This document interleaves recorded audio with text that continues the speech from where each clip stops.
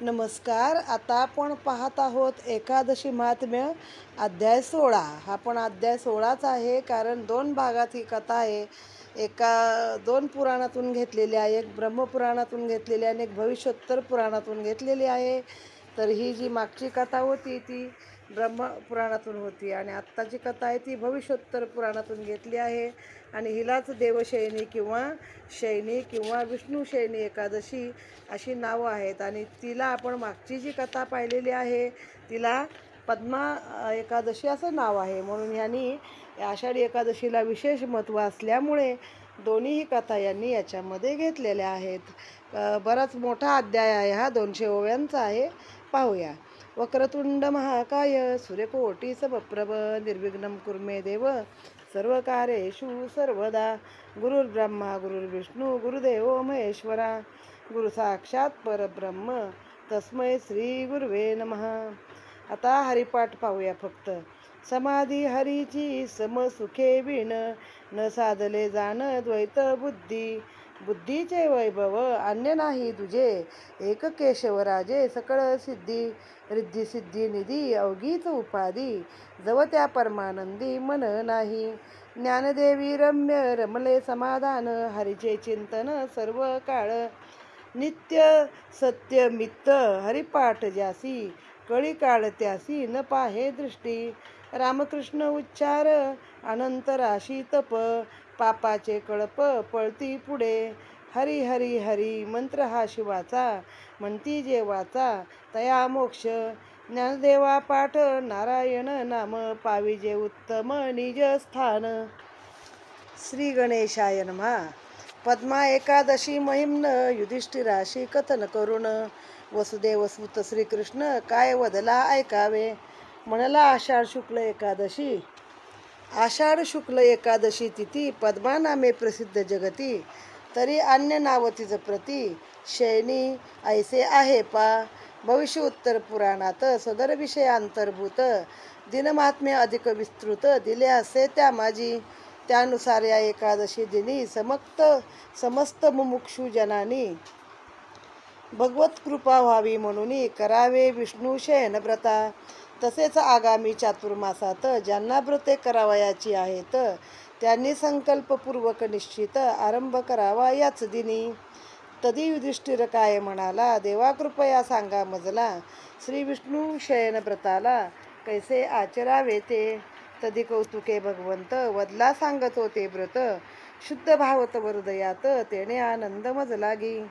आषाढातील शुक्ल पक्षात सूर्यास्ता कर्क राशीत एकादशी दिनी जगन्नाथाप्रत निजवावे आदरे.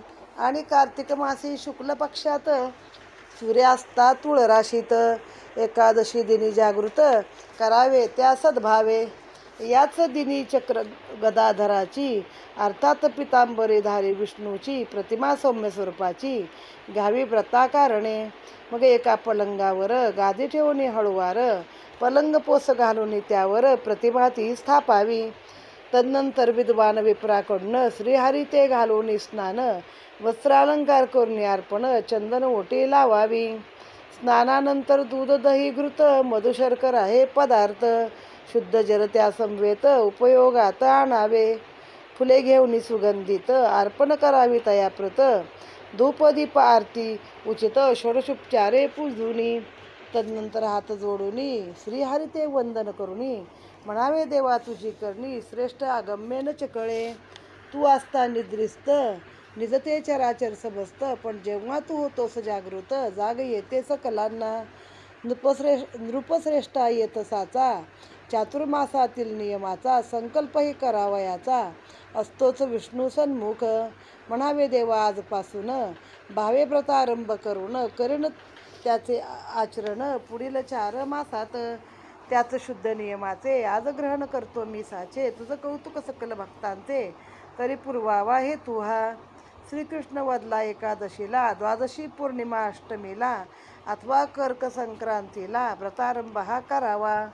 उपरोक्त कोणत्याही तिथीस व्रतारंभ केल्यास तरी कार्तिक शुक्ल द्वादशीस करावी ती सांगता. आरंभिता चातुर्मास्य व्रत गुरुशक्राचे बाल्य वार्धक्य असतं, वा खंडतिथी आदी समस्त दोष कदापि पाहू नये. दृढभाव ठेवून मनात आचारावे व्रत संकल्पित, तेने सर्व साक्षी भगवंत सांभाळितो सर्वदा. कोणत्याही चातुर्मासात एखादे जरी केले व्रत, तरी होतो पापमुक्त, स्त्री पुरुष असो तो. जो कोणी श्रीहरीचे स्मरण करतो प्रतिवर्षी व्रताचरण, तो अंतानंतर सूर्यासमान होतो अति तेजस्वी. मग दिव्य विमानी बैसवून विष्णुलोकी करतो गमन, प्रलयापर्यंत जाण सुखानंदे राहतो. हे धर्मा चातुर्मासात नित्य नियम करणाऱ्या प्रत, काय मिळते फळ निश्चित, तेही सांगतो तुझ लागी. रावळी अथवा देवघरात स्वच्छता राखतो नियमित, सडा संमार्जन कृत्य समस्त करतो निरालस्यपणे. आणि समाप्तीचे दिवशी भोज देतो द्विजासी, सप्तजन्म त्या नरासी मिळते श्रेष्ठ विप्रकुळ. चातुर्मासी प्रत्येक दिवशी पंचामृत स्नान घालतो देवासी, तो पावनी स्वरूपता मुक्तीसी भोगतो अक्षय सौख्याते. जो मनुष्य देवा प्रित्यर्थ फळे दक्षिणा या समवेत, यथाशक्ती स्वर्णासहित भूमी देतो विप्रासी. तो नरश्रेष्ठ इंद्रा समान अक्षय भोग भोगून अंती करतो प्रस्थान परम पावन वैकुंठी. जो देवा ब्राह्मणाची षोडशोपचारे पूजासाची, करून या कमळे सुवर्णाची वाती आदरे भगवंता. तो मनुष्य इंद्रलोकात वास करतो आनंदात, तेथे अक्षय सुख सतत प्राप्त होते त्या लागी. जो करुणी नित्य पूजनासी, तुलसी वाहतो विष्णूसी, आणि समाप्तीस विप्रासी देतो सुवर्ण तुळसवा. जो मनुष्य भाग्यवंत सौख्य पावनी भूलोकात, अंती सुवर्ण विमानात बैसून जातो वैकुंठी. श्रीकृष्ण वदला धर्माप्रत, जो मनुष्य चातुर्मासात धूप दीप देवा प्रित्यर्थ अर्पितो नित्य नेमाने, त्याने समाप्तीस दान देता धूपिका दीपदान, तो होऊन श्रीमान ऐश्वर्या ते भोगतो. जो मनुष्य चातुर्मासात कार्तिकी द्वादशपर्यंत श्रीहरी वा अश्वत्थाप्रत घालतो नित्य प्रदक्षिणा, आणि आपल्या हृदयात करतो भगवत ध्यान सतत, तो नर पुण्यवंत जातो विष्णू लोकासी. जो नित्य सायंतनी विप्र प्रसादी अंगणी वा हरिभजनी जाऊनी दीप लावित, विप्रसदनी अंगणी वा हरिभजनी हरिमंदरी जाऊनी दीप लावितो भक्तीने, आणि व्रत समाप्तीस देतो सुवर्ण वस्त्र दीपास, तो होऊनी दिव्य पुरुष जातो अंती वैकुंठी. जो मनी निष्ठा ठेवून शाळीग्राम तीर्थ करतो प्राशन, त्याचे टळते जन्म मरण राहतो विष्णू लोकी तो. जो मनुष्य हरी मंदिरात 108 संकेत नित्य जपतो गायत्री मंत्र, होतो निष्पाप सर्वार्थे. जो मनुष्य चातुर्मासात ऐकतो पुराण शास्त्रार्थ, आणि सुवर्ण वस्त्रासमवेत दान देतो ग्रंथाते, तो पवित्र पुण्यवान होतो सत्यनिष्ठ श्रीमान, त्याची धार्मिक ज्ञानी म्हणून ख्याती होते सर्वत्र. जो भक्त चातुर्मासात विष्णू अथवा शिवाचा मंत्र आदराने जपुनी सतत देतो स्वर्ण प्रतिमेते, तोही उत्तम पुण्यवान मुक्त समस्त दोषापासून सुवर्ण गुण संपन्न म्हणून पूज्य होतो सर्वत्र. जो संध्याआदी नित्य कर्मे करून सूर्यमंडल स्थित नारायण याचेच सर्वदा करतो ध्यान, आणि अर्पितो अर्ध्यास, त्याने व्रत समाप्तीस देता धेनू रक्तवस्त्रास, शतायुषी होऊन त्यास मिळते समस्त ऐश्वर्य. जो मनुष्य व्रतस्थ राहुनी 108 व्याहतीने अथवा 28 गायत्री म्हणून होम करतो नेमाने, आणि समाप्तीस विद्वान विप्रास करतो तिलपात्र दान, तो मुक्त पापत्रयातून पावतो आरोग्य संतती. जो मनुष्य चातुर्मासात अन्न होम करतो नियमित, आणि समाप्तीस घृतकुंभ वस्त्र देतो सुवर्णदानाते, त्याते प्राप्त आरोग्यता पुत्र ऐश्वर्य तेजस्विता, शत्रुक्षय होऊन सर्वथा महाप्रतिष्ठा लाभते. जो आश्वस्त सेवा करून देतो समाप्तीस वस्त्रकांचन, तो निष्पाप निरोगी होऊन बसतो श्रीहरी विष्णू ते. तुलसी माला करुणी धारण समाप्तीस घालतो विप्रभोजन, तो हरीशी प्रिय होऊन जातो अंती वैकुंठी. हे धर्मा चातुर्मासात निद्रित असता भगवंत आचरितो दुर्वाव्रत, तो नरश्रेष्ठ जाणावा. त्याने नित्यप्रभाती उठुनी आपली नित्यकर्मे करुनी भावभक्ती मनी धरुनी मंत्र म्हणावा या परी. त्वं दुर्वे मृतजन्मसि वंदितासी सुरासुरै सौभाग्य संतती दत्वा सद्यम कार्यकारी भवम. मग अत्यादरे जाण मस्तकी दुर्वा करावी धारण समाप्तीस दक्षिणेस दान द्यावी दुर्वा सोन्याची दानसमयी करावी विनंती म्हणावी दुर्वे महीवर्ती. सर्वस्थानी तुझी व्याप्ती शाखा उपशाखानी तू अक्षय तुझ्या समान मजलागी संतती व्हावी छान होत वृद्धिंगत कीर्तिमान. हेची एक मागणे या परी दुर्वाव्रत आचरिती तयाचे निश्चय पापमुक्ती सुखभोग उपभोगोनी अंती जाती स्वर्गलोकी ते. हरिहरादी देवासन्मुख नित्य गायन करता देख जागरणाचे अलौकिक फळ मिळते त्या नरा. आचरुणी हे व्रत घंटा अर्पिता देवा प्रित्यर्थ पुण्य होनी वृद्धिंगत परमसार्थक जन्माचे. यावेळी घंटा देवतेची अर्थात माता सरस्वतीची मनोभावे प्रार्थनासाची करावी येणे रीतीने. म्हणावे हे जगत स्वामिनी अज्ञान तिमिर नाशिनी विष्णू रुद्र वंदन करुणी नित्यस्तवी ती तुझ लागी.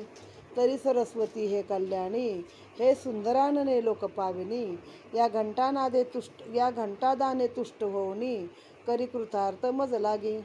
गुरु अवज्ञा असेल घडली वा अध्ययनी त्रुटी राहिली तित्वा निरसून भली जडता हरावी बुद्धीची. जो मनुष्य चातुर्मासात विष्णुरूप मानुनी द्विजाप्रत प्राशितो तयाचे चरणतीर्थ तो धन्य या संसारी. तो त्रिविध पापातून निश्चय सहज मुक्त होऊन निरोगी निरामय जीवन करतो व्यतीत हरिकृपे. त्याने व्रत समाप्तीस धेनुद्वय द्यावे विप्रास द्रव्य सामर्थ्य नसल्यास द्यावे वस्त्रयुग माते. जो सर्व देवमय ब्राह्मणास नित्य वंदितो त्यास मुक्तता हमखास होतो कृतकृत्य तो. त्याने व्रत समाप्तीस भोज द्यावा विप्रगणास त्याने प्राप्त होय तयास आयुरारोग्य संपत्ती. जो मनुष्य चातुर्मासात नित्य वंदितो कपिले प्रत आणि समाप्तीस सालंकृत सवत्स धेनु अर्पितो तो दीर्घायु प्रतापवंत सार्वभौम नृप होय निश्चित. पुढती वर्षे अगणित राहतो स्वर्गलोकासी. जो नरसूर्य वा विघ्नहर यांना घालतो नमस्कार त्याते आयुरारोग्य ऐश्वर्य थोर लाभते दिव्य कांतीही. होऊनी गणेश कृपेस पात्र विजय मिळतो सर्वत्र त्याते इच्छित फळ खरोखर निसंशय लाभते. त्याने इच्छा पूर्ततेसाठी समाप्तीस सिंदूर गणपती वा अरुणवर्ण सूर्य प्रतिमाती द्यावी विप्रास होण्याची. जो कोणी चातुर्मासात भगवान शंकरा प्रित्यर्थ ताम्रवा रूपे देतो निमित्त तो धन्य एक जाणावा. कारण त्याने शिवभक्तिरत सुंदर संताने होतात हरकृपेने तयाप्रत मिळते सकळ सौख्यही. त्याने व्रत समाप्तीस मधुपूर्ण रजत पात्रास अथवा गुडयुक्त ताम्र पात्रास दान करावे विप्राते. जो मनुष्य नियम म्हणून अर्पितो तीळ वस्त्र सुवर्ण तो निष्पाप सुखी होऊन जातो अंती कैलासी. जो मनुष्य चातुर्मासात भगवान विष्णू प्रित्यर्थ विप्रपूजन निमित्त करुणी देतो वस्त्राते आणि व्रत समाप्तीस अर्पितो शय्या कनक त्यास त्याते प्राप्त होय विशेष कुबेरा समाश्वर्य. जो मनुष्य नियम म्हणून नित्य अर्पितो गोपीचंदन त्याते संतुष्ट भगवान देतो धन मोक्षपद. त्याने व्रत समाप्तीस सन्मानुनी विप्रगणास गोपीचंदना सवेतयास द्यावे द्रव्य वस्त्राते. जो मनुष्य चातुर्मासात निद्रिस्त असता भगवंत दक्षिणेस विप्राप्रत देतो गुढ शर्करा. त्याने व्रत समाप्तीस अर्थात कार्तिक द्वादशीस मणिधोरणी भावभक्तीस आचरावे यापरी.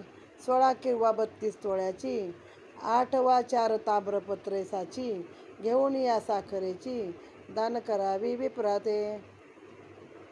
तत्पूर्वी दक्षिणा फलवस्त्र त्याने युक्त हरेक पात्र हाती घेऊन पुढील मंत्र उच्चारावा यापरी.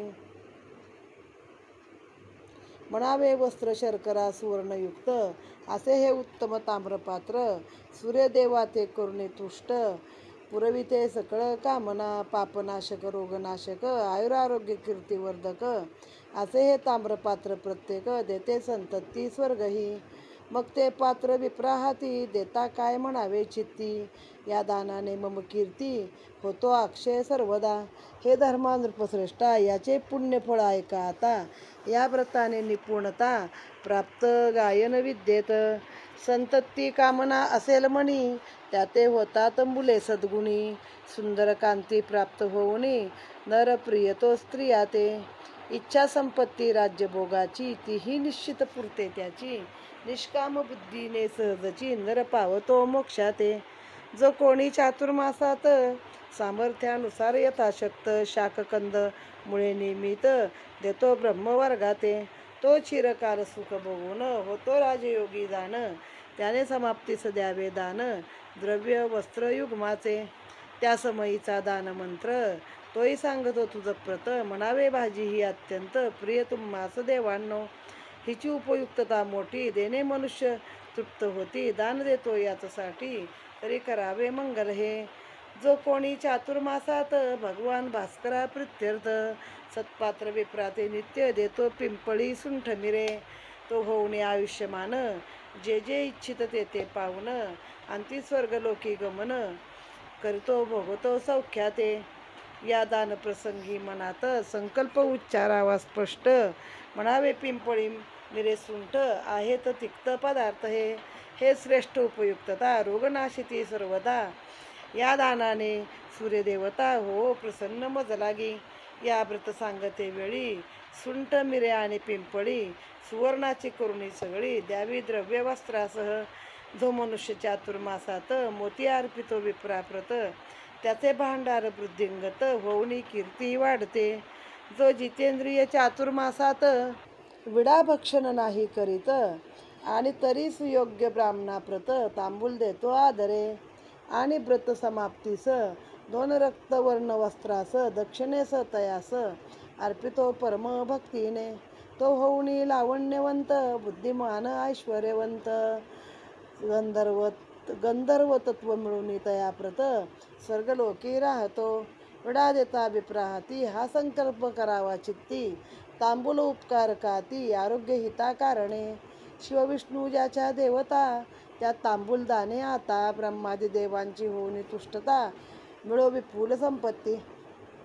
जो कोणी चातुर्मासात लक्ष्मी वा गौरी प्रित्यर्थ हळदी कुंकू देतात सुवासिनी त्या विप्राते.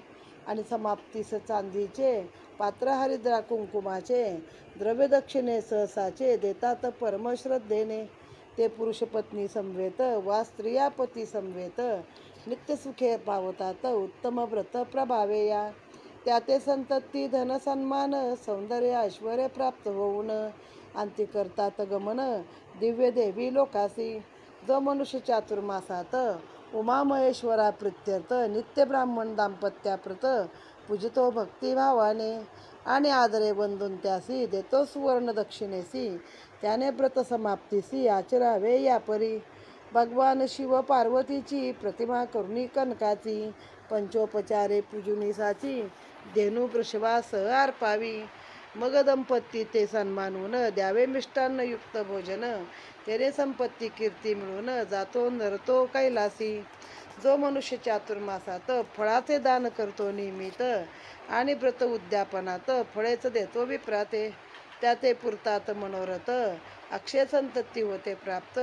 अंती स्वर्गी नंदनवनात वास करतो आनंदे. पुष्पदानाचे व्रत असल्यास नियमकर्त्याने समाप्तीस बोलावून विप्रवरास सुवर्ण पुष्पे अर्पावी. या व्रत प्रभावे निश्चित पूर्ण ऐश्वर्य मिळते तयाप्रत. अंती गंधर्व पद श्रेष्ठ प्राप्त होते त्या नरा. जो मनुष्य चातुर्मासात भगवान वामना प्रित्यर्थ षड्रस अन्नासहित दहीभात खाऊ घालतो विप्राते. त्याने व्रत समाप्तीस दहीभात करावा ब्राह्मणास. परिग्रहण दिनी वा एकादशीच भोजन कदापि देऊ नये. अन्नदान सर्वश्रेष्ठ ते देणे धर्मसंगत. नित्यदानाचे नसेल सामर्थ्य तरी आचरावे यापरी.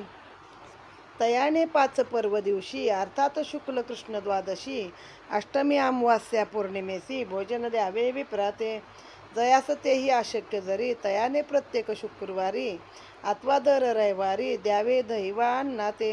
या नित्यकर्त्याने समाप्तीस भूमी द्यावी द्विजास ते शक्य नसल्यास धेनू सालंकृत अर्पावी. गोदानाचे कदाचित नसेल द्रव्य सामर्थ्य पादुका स्वर्ण वस्त्र उपयुक्त द्यावे दान विप्राते. या व्रताची थोर महती हृदयी स्थिरावते हरिभक्ती मिळवणी अक्षय धनसंपत्ती जातो विष्णू लोकी तो. जो मनुष्य चातुर्मासात धेनुस वत्स अलंकृत दक्षिणेस विप्राप्रत देतो परमभक्तीने तो सर्वज्ञ होऊन कधीही पराधीन होत नाही. त्यासवे त्याच्या पितरांनाही ब्रह्मसदन लाभते. जो मनुष्य चातुर्मासात नित्य करतो प्रजापत्य व्रत आणि समाप्तीस विप्राप्रत भोजन देतो आदरे. प्राजापत्य व्रत म्हणजे आपल्याकडे कोकिळा व्रत म्हणतात त्याला, आणि श्रावणापासून याच्यापर्यंत चालतं ते व्रत. आषाढ पौर्णिमाला हे कोकिळा व्रत आरंभ होतं, ते श्रावण पौर्णिमेला संपतं. आणि याच्यामध्ये काय सांगितलं आहे की ती पार्वतीला पण आपल्या शंकरासाठी 10,000 वर्ष ती कोकिळा बनली होती आणि नंदनवनामध्ये भटकत होती. आणि मग शापमुक्त झाल्यावरती तिने कोकिळेची पूजा केली तेव्हा भगवान प्रसन्न झाले आणि पत्नीचं रूप तिला मिळालं. म्हणजे हे प्रजापत्य दक्ष प्रजापतीची मुलगी ना पहिली ती, म्हणून त्याला प्राजापत्य व्रत म्हटलेलं आहे. आणि मनासारखा नवरा मिळण्यासाठी हे एक व्रत आहे. या व्रतामध्ये स्त्रियांना काय नियम आहेत? पहिलं आवळ्याचं अंगाला लेपन करायचं. मग औषधी वनस्पती आहेत त्यामध्ये जटामासी, कच्ची सुकी हळदी, मुरा, शिलाजीत, चंदन, वच, चंपक, नागरमोथा हे सगळं पाण्यात घेऊन स्नान करायचं.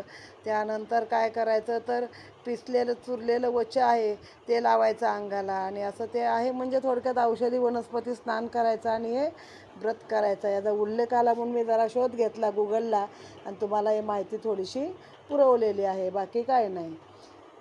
तदनंतर दान म्हणून धेनुद्वय करतो अर्पण, तो अंती निष्पाप होऊन पावतो सनातन ब्रह्मपद. जो मनुष्य चातुर्मासात करतो धारणा पारणा व्रत त्याविषयी तुझं व्रत काही माहिती सांगतो. या व्रतात एक दिवस करून या उपवास अन्य दिनी पारण्यास करावयाचे असते पा. त्याने व्रत समाप्तीस मग दुसऱ्या दिवशी भोजन करायचं, धारणं पारणं आज खायचं नाही उद्या खायचं. त्या व्रत समाप्तीस उच्चारुणी संकल्पाचं अर्पण करावे विप्रवृंदास नांगर वृषभ युग्मते. यास्तव नांगर 8 संकेत 16 वृषभ त्या समवेत द्रव्य सुवर्ण वस्त्रासहित द्यावे कल्याण हेतूने.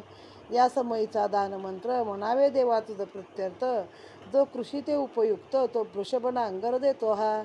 जे कोणी चातुर्मासात शाक कंद फळे भक्षितात त्यांना गोप्रदाने होय प्राप्त विष्णुधाम वैकुंठ.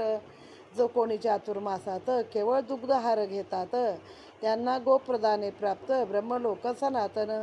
जे कोणी चातुर्मासात केळीच्या पानावर जेवतात त्यांनी समाप्तीस विप्राप्रत द्यावे कास्य वस्त्रयुग्म. या कास्य दाने जाण सुखी होते त्यांचे जीवन. दानसमयी मनोमन करावे या संकल्पा. म्हणावे हरिहर ब्रह्मादिकाचे कासे एक स्वरूपसाचे. या दानाने सुखशांतीचे आशिष द्यावे मज लागी. जे कोणी चातुर्मासात पळस पानावर जेवतात तैलाभ्यंग टाळतात पुण्यपुरुष जाणावे. त्यांनी व्रत समाप्तीस सन्मानुनी भूदेवास सालंकृत धेनू सवत्स कास्यपात्रास अर्पावी. या व्रताचा प्रभाव श्रेष्ठ पातकी निर्दोष होतात. भगवत कृपेने तयाप्रत उत्तम गती लाभते. मद्यपी ब्रह्महत्यारा नाना स्त्रिया तर मनारा सदा सत्य बोलणारा आदि उद्धरती या योगे. जे कोणी चातुर्मासात भूमी गोमय सारवून लिप्त आदिस्मरुणी भगवंत भोजन घेतो ती येवरी. त्याने व्रत समाप्तीस सन्मानुनी द्विजास जलयुक्त सुपीक भूमीस दान द्यावे आदरे. आता या अध्यायामध्ये ना कोणती कथा नाही आहे, त्याच्यामुळे आत्तापर्यंत मी काही कथारूप असं तुम्हाला सांगितलंच नाही. आणि अध्यायाच्या शेवट मी ती कथा सांगेन की काय आहे. तर सगळी चातुर्मासाची दानं आहेत. याच्यापासून काय होतं, चातुर्मास सुरू होतो. आषाढी एकादशी ते कार्तिकी एकादशी, ह्यालाच आपण देवशयनी एकादशी असं म्हणतो. आणि या काळामध्ये विष्णू झोपलेला असतो. मग तशी ती एक मूर्ती घ्यायची, तिला एक छोटा पलंग करायचा, त्या पलंगावरती झोपवायची. आणि त्यानंतर अनेक प्रकारची त्यांनी व्रतं सांगितली आहेत आणि त्या सगळ्या व्रताचं उद्यापन सांगितलं आहे. आताच्या काळात काही माणसांना शक्य नाही, पण आपल्याच्यानं जे शक्य आहे तेवढं करावं. म्हणून मी शेवटी थोडक्यामध्ये तुम्हाला छोटी कथा वाचून दाखवेन. बाकी कथा अशी काही नाही आहे याच्यामध्ये, फक्त कोणतं व्रत करायचं आणि त्याचं उद्यापन कसं करायचं एवढंच याच्यामध्ये दिलेलं आहे. या व्रताने तया प्रती मिळते आरोग्य श्रेष्ठ संतती, निष्कंटक राज्य भोगुनी अंती जातो विष्णू लोकी तो. जो मनुष्य चातुर्मासात करतो अयाचित व्रत, त्याने सुवर्ण चंदना संवेत वृषभा ते अर्पावे. अयाचित म्हणजे याचना न करता मिळालेले अन्न, म्हणजे थोडक्यात उपवास करायचा आणि कुणाला काही मागायचं नाही, जर कोणी दिलं तरच ते अन्न खायचं, म्हणजे अयाचित व्रत आहे. जो मनुष्य चातुर्मासात करतो अयाचित व्रत, त्याने सुवर्ण चंदना संवेत वृषभा ते अर्पावे. आणि विप्राते सन्मानून द्यावे षड्रसयुक्त अन्न, त्याने सहजची मिळते जाण परमदुर्लभ मोक्षगती.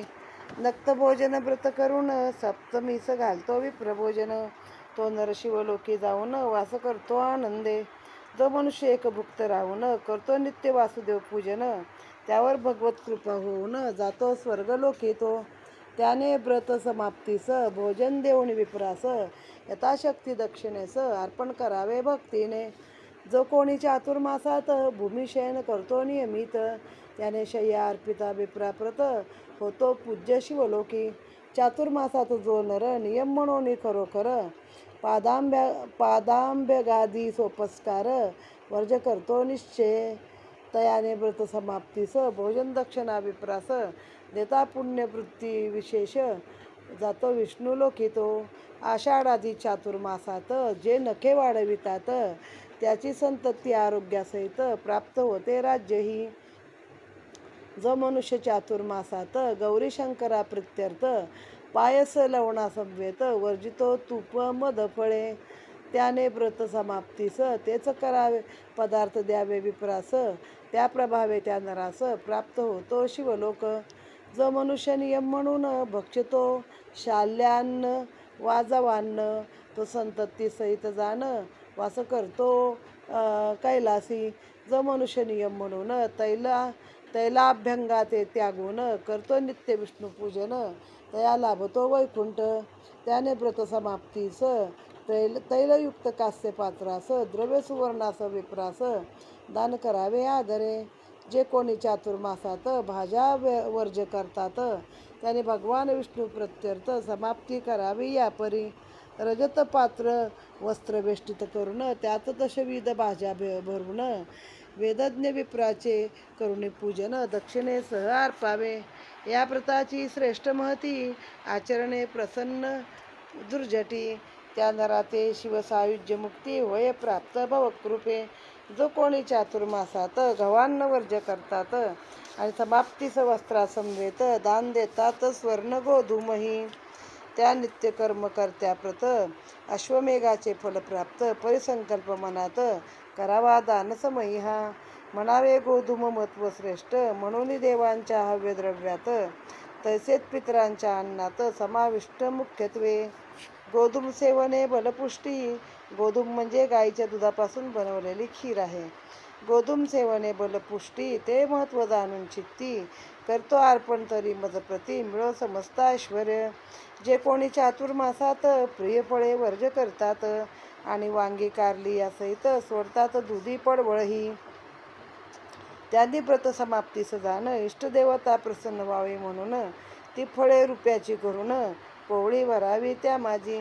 मग विप्राते सन्मानून यथाशक्ती पूजा करून ती रजत फळे दान म्हणून भावभक्तीने अर्पावी. या व्रताची श्रेष्ठ महती लाभते आयुरारोग्य कीर्ती, संतती संपत्ती मिळून आणती पूज्य होतो स्वर्गात. शाखा श्रावण महिन्यात दही भाद्रपदात आणि आश्विन मासात वर्ज करावे दुग्धाते.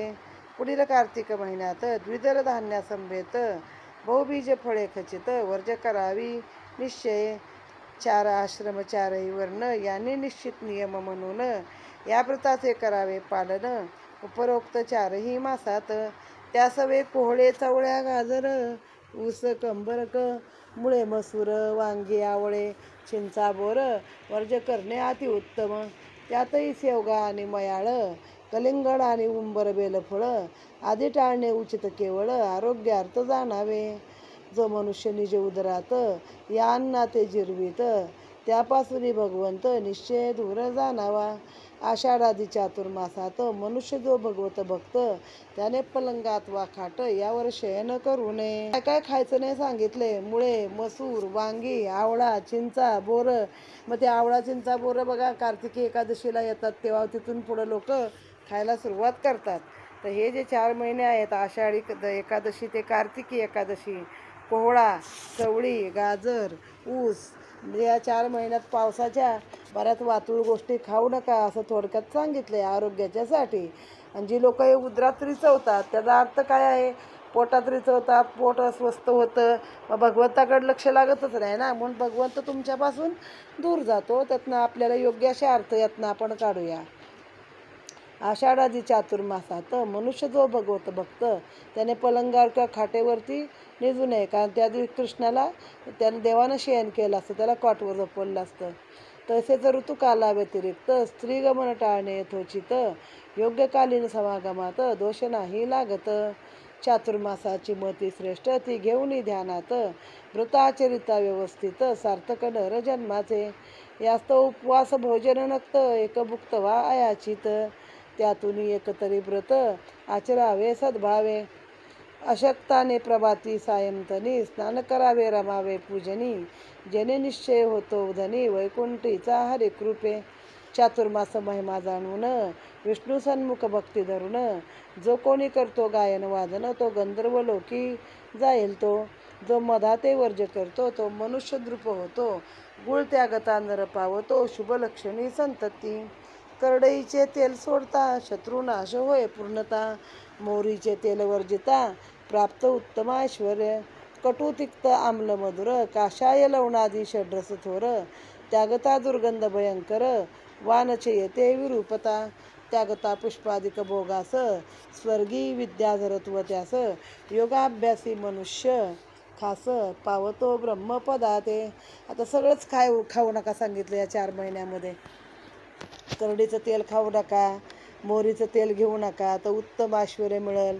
कटू तिक्त म्हणजे कडवट तिखट तुरट आंबट अशी जी काय पदार्थ आहेत मधुर ते सगळी मीठ हे सगळं सोडून द्या. त्या दुर्गंध वगैरे तोंडाला किंवा कधी ह्याला येत नाही. आता जे काय आपल्याला पटतंय तेवढंच आपण त्यातलं घेऊया. योगाभ्यासी मनुष्य खास का पावतो ब्रह्मपदवी ते. जे रुग्ण चातुर्मासात तांबूल वर्ज करतात ते होऊन रोगमुक्त सुखावतात जीवनी. जो पदमस्तका अभ्यंगाचा त्याग करतो साचा तो होऊन दिव्यकांतीचा बघतो महान ऐश्वर्य. दही दुधाते सोडतात त्यांना श्रेष्ठ गोलोक प्राप्त. स्थालिपाक वर्जितात मिळतो इंद्रलोक त्या. मग एक दिवस बघा कोकणामध्ये कृष्णाष्टमीला दहीदूध सोडतात म्हणजे कधीतरी एक दिवस हा नियम पाळतात. कारण तिथून चातुर्मास सुरू झाला ना. चातुर्मासातलंच हे व्रत आहे. करता धारणा पारणा व्रत पूज्य होय ब्रह्मलोकात. जपता नमो नारायण सतत अनंत पट फलप्राप्ती.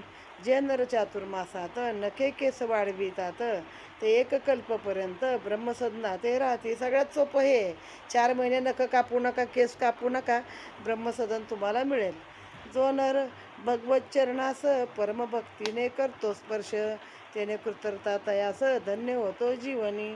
जो लक्ष प्रदक्षिणा घालून हरिसेवा करतो मनापासून तो हंसयुक्त विमानी बैसून जातो अंती वैकुंठी.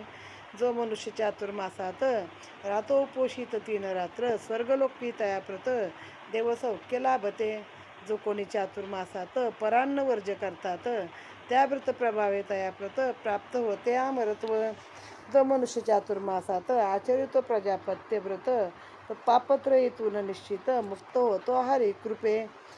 तप्तकृच्य अतिकृच्य व्रतांनी घालवितो चातुर्मास तया लागुनी पुनर्जन्मात मुक्ती मिळवणी पावतो परमपदाते.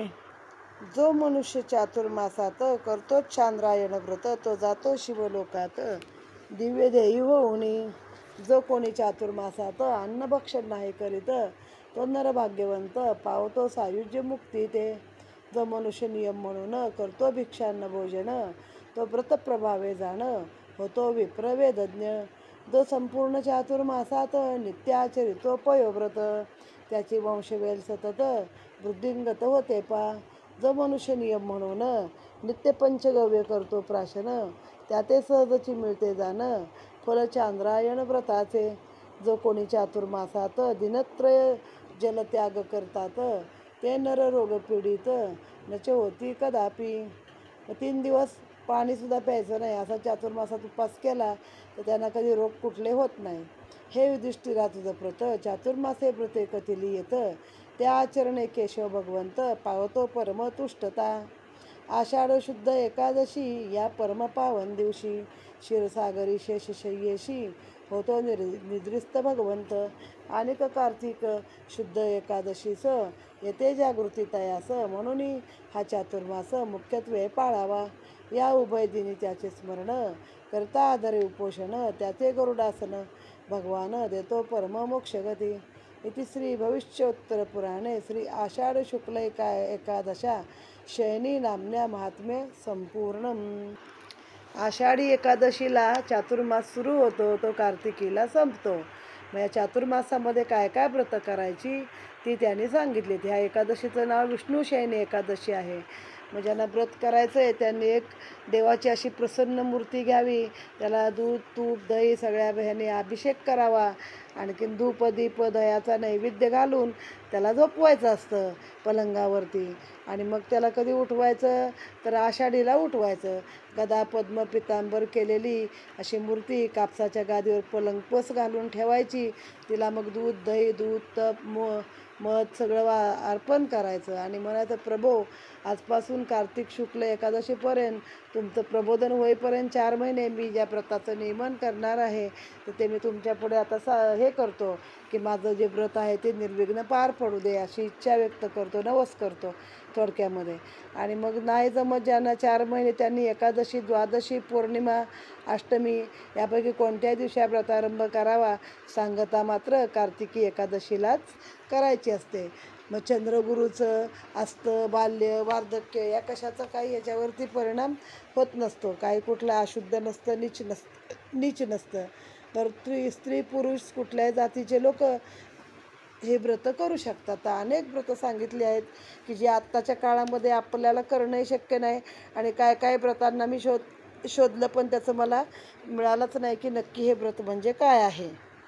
शेवटी काय श्रीकृष्णानं सांगितलं की विविध सेवाधर्म व्रत नियम दान धर्म ब्राह्मण भोजन पूजन पठण सत्कर्माचरण शुभवर्तन या सगळ्या कार्याचे उत्तम फळ मिळते आहे. आता थोडंसं यात आपण वाचलेलं आहे कुठेतरी की दक्षिणायन सुरू होतं या काळामध्ये. म्हणजे देवनिद्रस्त झाल्यानंतर वाईट शक्तीचा प्रादुर्भाव जास्त होतो म्हणून अशा वेळी ही व्रत तप करायची. बघा बरेच ॲक्सिडेंट किंवा अशा गोष्टी या दक्षिणायन सुरू झाल्यानंतरच होतात. शिवाय मग त्यासाठीच ते सांभाळण्यासाठी मानवाला मग गणपती येतो 10 दिवस, मग देवी येते, मग श्रावणातली व्रत तप असतात की या सगळ्यांनी आपण कार्तिकामध्ये दिवाळीच्या याच्यात देव उठेपर्यंत आपल्याला एक एक देव पृथ्वी तलावर येऊन सांभाळून घेतात. 9 दिवस नवरात्रीला देवी येते आणि पुढे मग ते भगवान परत उठतात. गावी तुळशीचं लग्न लावतात तेव्हा एक पद्धत आहे. तेव्हा तो बाळकृष्ण ठेवतात तुळशीमध्ये आणि तुळशीला हलवून सांगतात त्याला सांग आत्तापर्यंत झोपला होतात आता जागं होऊन भक्ताचं पालन करा. म्हणजे देव खरोखर या 4 महिन्यात झोपलेले असतात तेव्हा आपलीच तपसाधना आपल्याला वाढवायची असते आणि जेणेकरून आपण आपलं संरक्षण करायचं असतं. एवढाच या अध्यायाचा अर्थ आहे. अशा रीतीने हा देवशयनी एकादशीचा अध्याय समाप्त झालेला आहे.